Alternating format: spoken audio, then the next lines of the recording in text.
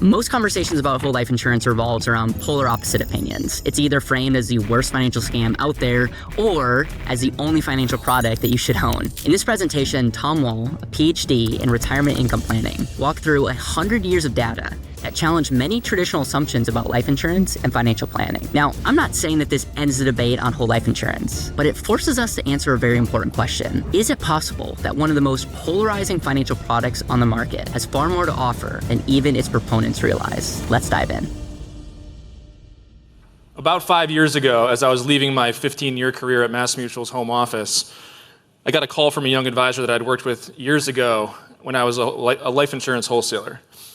And his name is Tim, and the thing you gotta know about Tim is when I met him early in his career, all he wanted to do was talk about life insurance, whole life insurance, dividend-paying, participating whole life insurance, and refer away the rest. It took him almost 4 years to even get an investment license in a culture where you get it in year one. He calls me out of the blue and says, Tom, I'm having a crisis of confidence. I haven't talked to you in a few years. I need to talk to you. All around me, I see advisors just getting rich off of assets under management. All my clients want to do is talk about the stock market, crypto, NFTs, GameStop, buying the dip, Robinhood, all that stuff. I have watched the dividend interest rate go down every single year since I started in the business 10 years ago at the time. I am in competition with Indexed Universal Life on an almost monthly basis. And now they're telling me that with these Section 7702 updates, which was back in 2022, that my first year commission is going to go down on a lot of the products that I sell. Meanwhile, I am in competition with the people online with millions of followers saying that whole life insurance is bad, it's a scam, run for the hills. Tom, I have to ask you, am I doing this wrong? Should I be rethinking my practice? Raise your hand if you've had any of those doubts. Mine is sky high. I've been on stages like this talking to rooms full of financial advisors for going on 20 years. And there was always this thing in the back of my mind wondering, am I just telling a story about a good product that has stood the test of time, issued by good companies, something that I probably won't have to apologize for? Or is dividend-paying, participating whole life insurance actually the best thing that people can be doing with their money? And I'll bet every single one of you in this room, no matter how experienced you are, has a little bit of that in the back of your brain. There's so much noise saying whole life insurance is bad. Are they right? Is there something I'm missing? So I'll tell you what I told Tim. I said, Tim, I'm gonna let you know a secret. I've spent the last 2 years of my career at that time studying under some of the smartest minds in retirement income planning, Wade Pfau, the people that are writing the white papers that we all give to clients. At the same time, I was running a 19-person marketing team, the team that puts out the brochures and the illustrations. And as part of that was working with the chief actuaries as they're redesigning these products. And Tim, I can tell you from what I've seen, I actually believe that now is probably the best time in over 80 years for an individual to own dividend-paying, participating whole life insurance. I'm so convicted in that, Tim, don't tell anybody, but in 3 weeks, as of that time, I'll be handing in my resignation after almost 15 years with the company so I can go out and powerfully speak to advisors and hopefully through influencing thousands or tens of thousands of advisors, influence millions of Americans to get back to the basics and put the guarantees in place that create real financial security. So I see phones up. You don't have to do that. You can grab my slides. I'll show this at the end too. You can have them. All right, there's a lot of good stuff in there. You can have them. But where I want to start is what I call the situation. This is the situation. When you think about how clients invest, the 60-40 portfolio, diversification, all right, a big part of that pie chart is bonds. And it should be, right? You should own a little bit of everything. When you look at bonds, what bonds have done over the last 100 years or so, we are coming off of the biggest bull market in bonds we've ever seen, and mathematically probably will ever see again. And the reason for it is the green line. The green line is a 10-year treasury where you can see over time, we peaked in 1981. Now in 1981, Paul Volcker, the Fed funds chairman at the time, raised the overnight rate to fight the inflation of the 70s. What that kicked off was that big bull market in bonds because there's two ways you make money in bonds. Bonds are kind of like CDs at the bank. If you give the bank your money for 5 years, they'll pay you interest for 5 years, and at the end of 5 years, give you your money back. Bonds are the exact same thing, just issued by corporations and governments around the world on a much bigger scale. So as interest rates were falling during that period of time, bonds could do no wrong. Interest rates going down, you learn somewhere in economics class in high school or college that there's an inverse relationship between interest rates and bond prices. Basically, because if you buy a bond paying 10% and now the open market's offering 5%, people are going to pay you a premium for yours. Yours has better cash flow than they can get elsewhere. So that's what was happening during the 80s, 90s, even 2000s. As interest rates continued to fall, bond billionaires, bond kings were born because they could do no wrong. They were just deploying capital into their favorite asset class. They were not particularly smart. The market just delivered that for them. And then everything broke in 2022. Every major publication ran a headline saying, is the 60-40 portfolio dead? Because people had been lulled to sleep that there was that much risk in bonds. And that is our new normal moving forward. I'm not here to predict the markets, nor should you. Timing the market is a fool's errand, but time in the market, if you can stay invested, it has always proven to deliver success. So with that in mind, knowing that bonds are going to have a much rockier future moving forward, what do we do about that? I got fascinated with the mutual life insurance companies, what was happening. What I noticed is that all of the major mutuals were founded in the mid-1800s. MassMutual, I was just at one of their events. They celebrated their 175-year anniversary. All right? They were all founded around that time. So I'm thinking, what is happening during that period of time? Well, think back to the 1850s, right? That was the gold rush. That was the expansion west. Roads were being built. Forests were being cleared. Railroads laid down.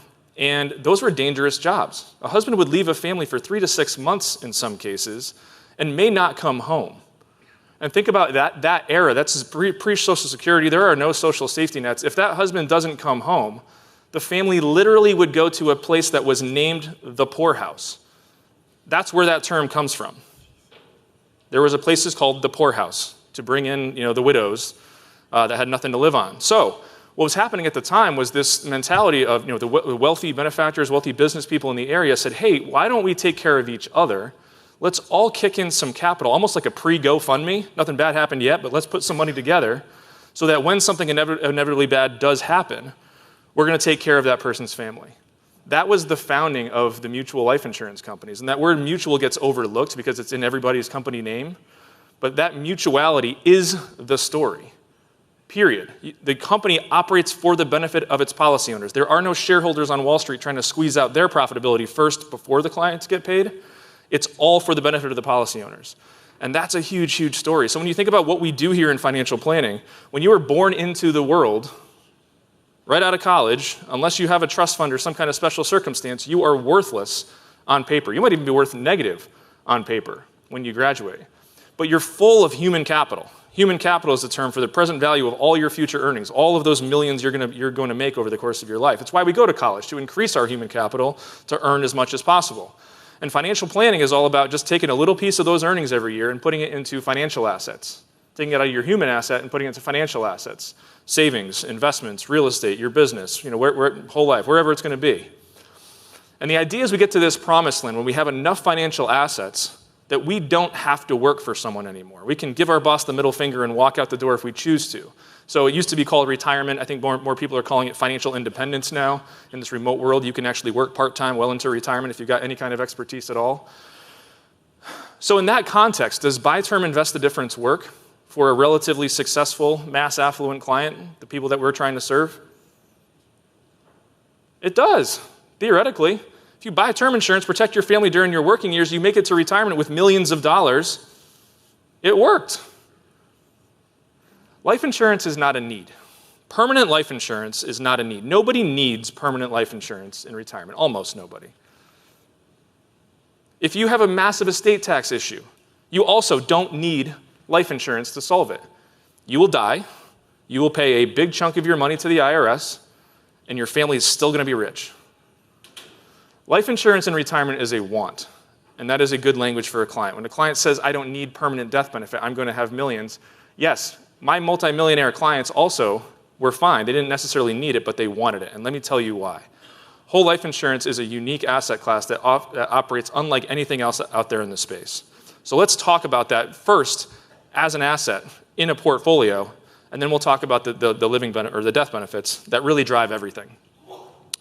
So this is a general investment account of just one major mutual. They all look the same. When a big mutual takes billions of dollars in new and renewal premiums in, that renewal piece is big. Those investment managers have that predictable cash flow coming in the door. They are investing in the long end of the yield curve, tying that money up in 10, 20-year duration, mostly long-term corporate bonds. And the reason they're doing that is because typically if you buy long-duration bonds, you're going to get the highest yield. Just like if you go to CDs at the bank and you give them money for 5 years versus 1, you get a higher percentage rate. So they're always investing in the long end of the yield curve, getting as high of a yield as they possibly can. Now, they also have subsidiaries, so depending on the carrier that you work with, they also have subsidiaries. There's annuity divisions, there's retirement services divisions, there's overseas insurers, there's other businesses. And kind of like, if you own Apple stock, you expect your quarterly dividend to show up. Same thing here. They own these companies, they own the stock in these companies, and as those companies deliver profitability, that flows up to the holding company to then pass through to the dividend.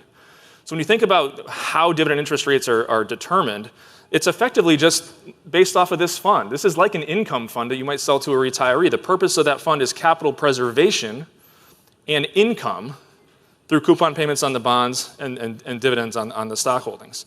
And the reason it works is, unlike that inverse relationship I talked about with bonds on interest rates, whole life insurance dividend interest rates absolutely track the rate environment. So as you saw in the mid-1900s, as interest rates were rising pretty much every year for almost 40 years, as those rates got higher and higher and higher, so did dividend interest rates, but with a lag. All right? It took about 5 or 10 years to average in those rates. They call it the portfolio average rate. That if an insurance company owns hundreds or thousands of bonds at various interest rates purchased at various times, what they do is they take a weighted average yield of all of those bond holdings and call it the portfolio average rate. So in a rising environment, we got some old stuff falling off at lower rates, replaced by new stuff at higher rates, and it brings that average up.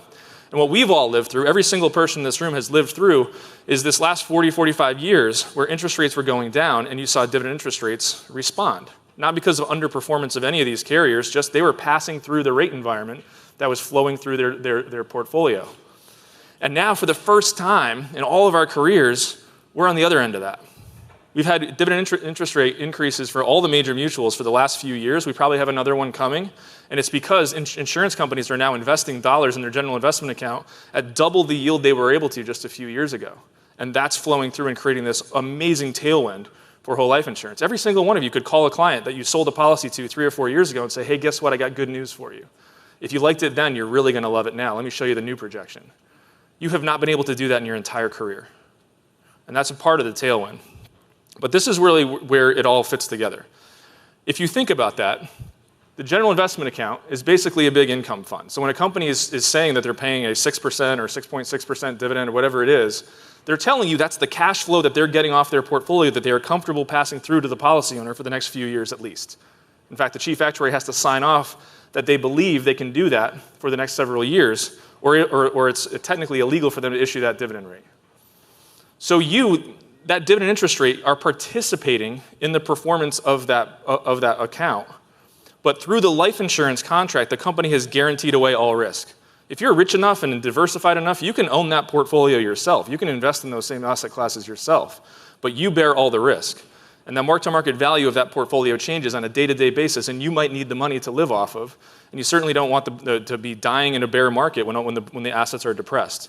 The insurance company doesn't suffer any of that.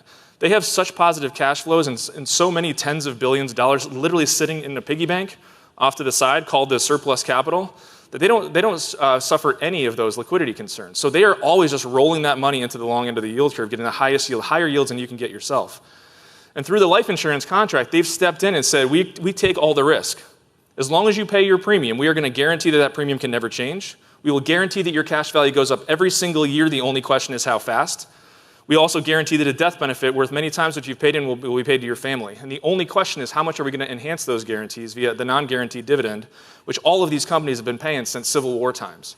It's not really that you're not going to get a dividend, right? It's just the rate at which you're going to get it. Until the corporate structure of these mutual companies changes, that will be the case. It's just a matter of what the rate environment is. So think about that. If you can get bond-like performance over time, which you will because the general investment account is invested in bond-like stuff, but have none of the risk, you've just hit the holy grail of investing.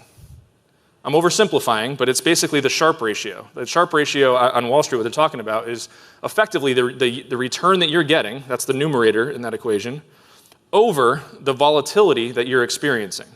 Now, can we improve the numerator, the return with whole life? No, we cannot. It's effectively that big income fund we just talked about. You're going to get very corporate bond-like yields over time. But can we improve the denominator of that equation with that same policy? The answer is yes, because whole life has no volatility, none. So what I just did by replacing bonds with whole life, or a portion of my bonds with whole life, is I've reduced the volatility of the portfolio with the same return. And that is what they're training AI models and paying multi-million-dollar salaries to the quants on Wall Street to figure out. Not absolute return, but risk-adjusted return. And that's what whole life does so well from an asset standpoint. There's 2 rules of investing. I think we all know rule number 1. What's rule number 2? Don't forget rule number 1. This kind of shocked me. So I've been studying this for a while. I actually took a look at what was happening over the last 20 years. I did not know that my 23-year career was during this most amazing run of whole life insurance relative to fixed income. I heard all the advisors talking about a whole life as a bond alternative. To me, it kind of sounded like a sales concept, moreover than anything scientific. But when I actually did the math on this, if you look over the last 20 years, the Barclays aggregate, I think it's now the iShares aggregate, but it was 3.3%. And the volatility, measured in standard deviation, jargon for clients, but if you remember stats class from college, the bell curve, what one standard deviation means is that 2/3 of the time, your return over the last 45 years was, or 20 years here, was 3.3% plus or minus 4.9. With whole life insurance, you actually had double the performance. So if you had bought a whole life policy, for instance, just before that period of time, maybe in the year 2000, you had a mature whole life policy, you were getting double what you were getting in bonds with absolutely no volatility and 0 taxation. Retirees today are very happy that they own this stuff because it allows them to invest in ways that they otherwise wouldn't be able to. So when you start talking about whole life insurance, a lot of people say, well, what's the catch? There's 2 catches to life insurance. The first one is you got to be healthy enough to get it. Have you looked at the average American? Not everybody can get it. But assuming that you're talking to healthy, wealthy clients that can qualify, the second hurdle is patience. So let's talk about that. What I'm actually going to show you here is an illustration. When you look at, I always use this example because there's life insurance is now very much on a spectrum. You know, there's pay all years all the way to 100. That's very death benefit focused, and then you can crunch these designs down into just 3 or 4 years in many cases, funding right up to the MEC limits with riders and all that stuff. So the 10 pay kind of lives on the cash accumulation side of that spectrum. So imagine you're talking to a 50-year-old showing them a $20,000 premium payment. Now the reason people don't buy whole life insurance is right there in row 2. You've paid in $40,000 in this case, and you've got 20. I don't care how you couch, you can talk about IRRs on cash value. In fact, never run the IRR on cash value report ever again, by the way. I think it loses more sales than it actually wins. But that's why people don't buy it. There's a perceived lack of flexibility and a perceived outsized cost for getting into that plan. But as early as year 3 or 4, as I've also highlighted here, usually your cash values are going up by every dollar you pay in plus interest. It's no longer a cost. It is a contribution to a financial asset that will return more to your family alive or dead somewhere down the road. And now we're off to the races. And now we enter and we start leaving the funding phase or the break-even phase, and we enter what I call the growth phase, which I've highlighted there as well. 10 years ago, somebody bought this policy in the year 2016. They are now sitting on over $200,000 of cash value growing, net, after mortality and expense, of over 6%. This is actually illustrated on a 6.6% dividend interest rate. So I'm showing you the math here that you're getting 6.06 in that 11th year. That 54 basis points, that 0.5% that you're not getting, that's paying for the mortality cost. That is paying for the additional $120,000 of death benefit that is on this contract above and beyond your cash value that you can call the company and get anytime you want. So what's a 0.5% of 200,000? Come on, financial advisors. $1,000, right? Does $1,000 seem like a reasonable premium for a 61-year-old male to be paying for 1 year of insurance worth $120,000? It's about a 1% chance he dies that year. Spot on. Make sense? So whole life insurance, there's this mystery. Like it's this black box. I can't show the fees and expenses so my clients don't understand. Yes, you can. This report, this one discussion has had many multi-millionaire, very smart, very talented, educated clients that I've consulted on cases start to move their money into whole life because then they get it. That's good enough. They don't need to see every penny or every dollar that goes to some premium expense charge. They just want to roughly understand how it works. So that's the reason I go into that detail. You need to have that tool. When I think about how you position whole life insurance, it's not, I love the title of Caleb's book, The And Asset. It's not either or, it's and. Whole life insurance enhances everything else. And I call it the art of positioning whole life insurance. Now, we all know the tax advantages. Where else in the world can you multiply your money by many times and never owe the IRS a dime? Life insurance is very unique in that way, and all the compliance departments that you fight with are built to protect that. They are lobbying Congress on a day-to-day basis to make sure that those benefits stay in place for our industry. The R is risk. I just spent a lot of time talking about the risk profile of whole life insurance. It is a bond-like return, but absolutely no volatility and no taxation. Where else can you get that? And what everyone always forgets about is the A, which is access. Some people call it liquidity. Access along the way. Now, there are other places the government gives you tax advantages, right? There's 401ks, there's Roth IRAs we just heard all about. It's 529 plans. But generally speaking, anytime there's any kind of tax benefit for you, there are strict limitations. And oftentimes your money's tied up for a very long time, like until 59 and a half or something like that. Whole life insurance gives you all of those unlimited tax advantages. There are no contribution limits. There is, I would say, tax-deferred growth. Done right, it's tax-free after the death benefit is paid. And there's absolutely no limitations, and you can access it at any time. And we spend so much time talking about bad things like volatility buffers and protecting against bear markets. But think about things like during the pandemic, when there was a blip in the market was down 30 or 40% over the course of 2 months. If you had all of your money tied up in your home equity and your 401k, you had no choice but to just sit there and wait and just ride that storm out. A lot of our smarter clients, though, that had hundreds of thousands of dollars in whole life cash value, were actually dipping in, buying the market low, or in some cases buying properties in cities, because remember the cities were dead, we were never going back to the cities again. And those properties have doubled or tripled in value since then. That's opportunity, having access to capital, but capital that is also continuing to grow like your other assets with no taxation. And a great way to position that for clients, if you want some language to take away from this, is stop calling it a premium. Don't stop calling it a premium, be compliant, do the right things, but put it in context. I like to say that we're in the leadership business these days. AI will replace a lot of the things that we do. You can type in ChatGPT right now and it'll give you a pretty darn good financial plan. You can buy your insurance online. You can do your investing online. You can do your legal work online. Right? All of these services are just getting easier and easier to do, removing us from the picture. But you know why people, tens of millions, are still sitting across the table from us? It's because they're looking for leadership. So in that context, imagine that guy I just talked about, that $20,000 premium, that 50-year-old male. Imagine he just became worth $1 million. Okay, $1 million, home equity plus his investments, savings, everything, all $1 million. He just became a millionaire. Now he doesn't feel rich yet. Like he's doing it, but he doesn't feel rich yet. And if you say to that guy, hey, here's a $20,000 premium, you're maxing out your 401k, you should also do this. It's a $20,000 premium that you have to pay every year for 10 years. It's called life insurance. Let me explain this rider and benefit to you. What do you think that guy's going to do? Instead, what if you say to him, hey, congratulations, you just became a millionaire. Our projections show that by the time you get to retirement, you're going to be worth 3 or 4. You're going to be okay. You're going to make it. But here's what we suggest you do is let's not upset the apple cart. Things are going well here. But in the meantime, let's start to take some risk off the table. What we would suggest to you is that you move 2% of your net worth each year, starting now, into an asset that is outside the market and tax system. So that at retirement, no matter what's happening in the market, even if it's a terrible bear market, or if some future Congress decides you're too rich and they're going to soak you with taxes, you've got an asset that you can tap into outside of the tax and market system. Just 2%. Does that make sense to you? We haven't even mentioned life insurance once. Okay? And 2%, that's $20,000 on a $1 million net worth. That is not manipulation. I think a lot of advisors hear those words like, oh, that feels manipulative. It's not manipulation, it's leadership. It is putting in context what we're doing here for planning. It's not, we're not charging them a $20,000 premium payment like it would be for car insurance that you never get back. Whole life is a performing asset. Also good language. One piece of language I forgot about too is that there are no limitations. Generally speaking, the IRS, when they see a really good deal, they put limitations on it. It's not IRS. IRS is just the enforcer. It's really Congress. All right, great piece of language. The IRS or Congress has realized that this is such a good deal that they just make you spread the premium payments out. All we have to do is fund this over 5 or 10 years, make sure those are spread out. In the 80s, there were people that, in the early 80s, there were actually people that were putting $1 million lump sums into whole life insurance with like a $1.1 million death benefit.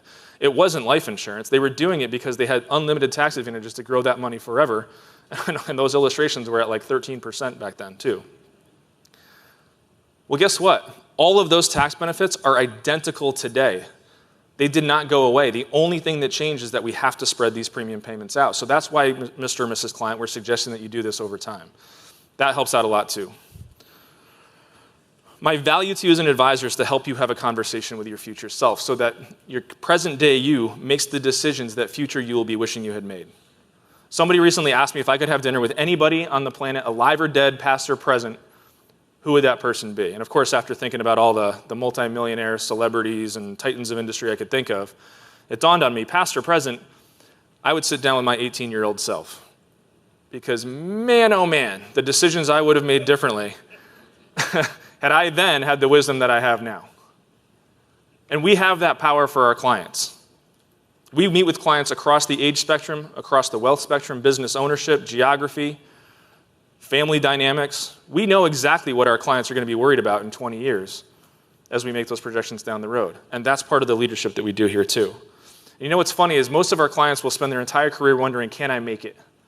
Think of all the things that have to go right in your life for you to end up at the end with those millions of dollars. You got to get a good job. You got to get the pay raises. You got to save the pay raises. The market has to perform. Bad things along the way. Don't get sued. Don't get divorced, at least not more than once. Some people laughing in the room. Right? All of those things have to combine to get you to that end result. But you know what? Everybody does. Some people retire young. Some people it's much later. But eventually, if someone's trying hard and working, they're going to get there. And then the conversation shifts from can I make it to can I take it? Early in my career, I remember working with a guy worth $3 million. I was 21 years old, still in college. I met this 60-year-old guy. He was worth $3 million, which to me sounded like $1 billion at that point. I was broke. I was less than broke. And he says to me, Tom, I got it.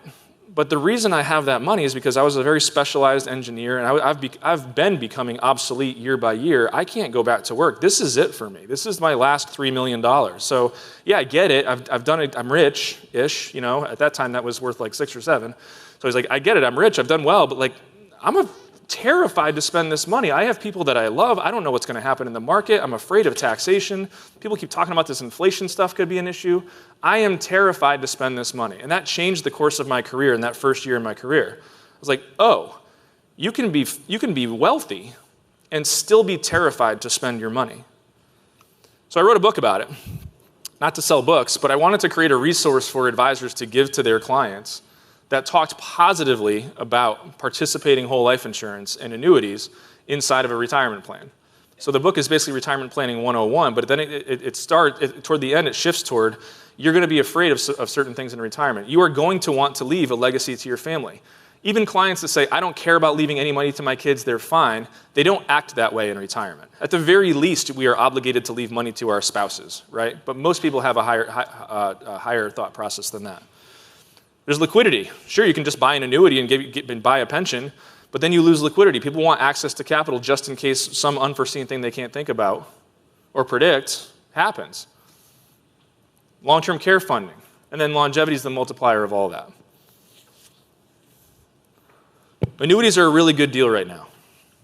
Did you know that if you show up as a 65-year-old male with $1 million to the leading carrier right now, they will pay you $82,000 for as long as you live going forward? Do you know how good of a deal that is? That is double the 4% rule safe withdrawal rate.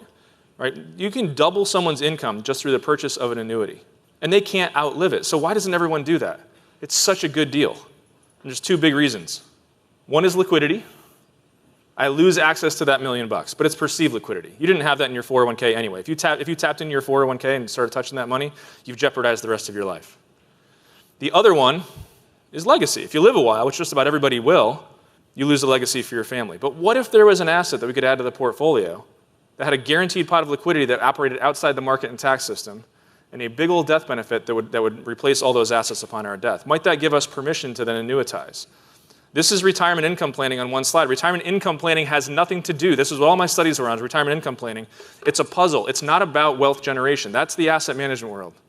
Right? That's your investments, that's your insurance, that's your real estate, that's your business, whatever. Right? Retirement income planning is simply this. How do we pull as much spending power forward to the earliest, healthiest years of our retirement without jeopardizing running out of capital? And the only way you can do that is through a major insurance company who can pool those risks mutually among millions of policy owners. That's the only way it can be done. And in this scenario, if I'm only showing a 7.5% annuity cash flow rate versus that 4% rule with inflation protection, because everyone's freaking out about inflation, it's 20 years, age 85, before that first pay raise comes to that retiree. He will be lucky to even be alive at that point, never mind willing or able to spend it. And that's the puzzle. That's what the whole book is about if you want to dig a little bit deeper. And for me, I call it the new ROI. What does ROI mean? Return on investment. Nothing could be stupider to look at 55, 60 years old. You are who you are. Does it matter if you get a 0.5% higher return at that stage of your life? Does it matter that you retire worth $3.3 billion or $3.1? It is the exact same retirement. But if you can spend up to twice as much because of simply where you located those assets, wouldn't that be a nice return on income? And that's what we need to be thinking about. This is cutting edge planning, by the way. People are like, what is the cutting edge of financial planning? Retirement income planning is the cutting edge of financial planning. The investment world, you can kind of set it and forget it. The investment world is commoditized, right? You can find little tweaks or whatever, save some fees here and there. But generally speaking, if you put enough inputs into the system and let it compound, it's going to do its thing. The art of our business is how you spend it in retirement. So, quick example. If you show up at retirement with $2 million, now in today's world, I wouldn't call you fabulously wealthy, but you've done it. You did the deal. Morningstar says that the safe withdrawal rate this year, I laugh every time they publish this, is 3.9%. They think that's the safe withdrawal rate for the year 2026. They have absolutely no idea. Right? It could be 8, it could be 1. I have no idea. They have no idea. But if you retire with $2 million and you live by that 4%-ish rule, that's $78,000 of income. And what you're doing is you're hoarding your wealth. Would any one of you put $1 million in a savings account just in case your house burned down? And hold it in that savings account for the rest of your life, just in case your house burned down. That would be stupid. There's homeowners insurance for that, right? Or a couple $100,000 sitting in an account just in case you crash your car into something. Also stupid. There's car insurance for that. Then why on earth does America's financial advisors suggesting to retirees that they should hoard all of their wealth to protect against a relatively unlikely, but if it were to happen, catastrophic event? What is insurance designed to do? To help protect against relatively unlikely, but if they were to happen, catastrophic events. So instead, if we talk about a comparable retiree who met me or one of us before retirement, doesn't have to be that long before retirement, but maybe 5 or 10 years before retirement, and instead of showing up with $2 million in their 401k at retirement, they only had $1.6 million because they were putting a bunch of money into whole life insurance. That equaled about 20% of their portfolio in retirement. That life insurance policy has a $1.2 million death benefit with $1 million of that death benefit accessible to pay for long-term care.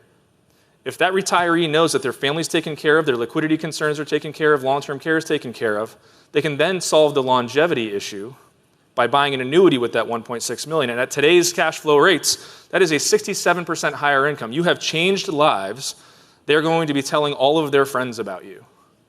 And that's cutting edge, believe it or not. Most of the people in our business are just sitting in banks, rolling assets into it, rolling IRA assets over, putting their name on the statement, collecting their 1% per year, and moving on with their lives. And they're helping people. Don't get me wrong. Those advisors are still helping, but they're only doing half the job. And they're certainly not cutting edge.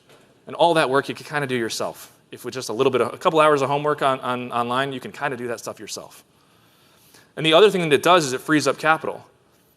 If I want to create $100,000 of income, I need $2.5 million at the 4% rule sitting there for the rest of my life held hostage.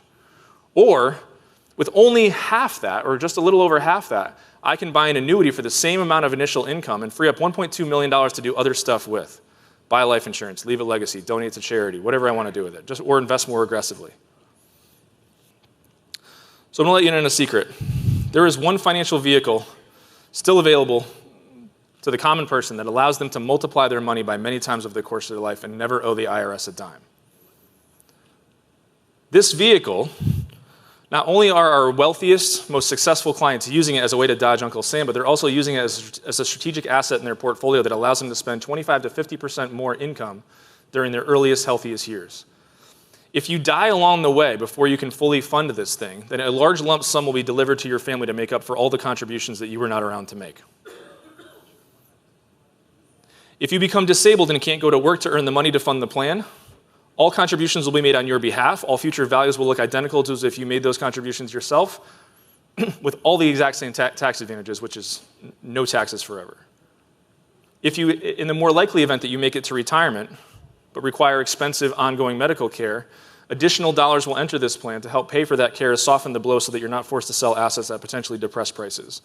But in the most likely event of all, that you live a happy, healthy, wealthy life well into your retirement years, this asset, over the last 100 years, has had a better risk-adjusted returns than comparable asset classes, bringing your portfolio volatility down so that you can put the pedal to the metal and earn real returns elsewhere.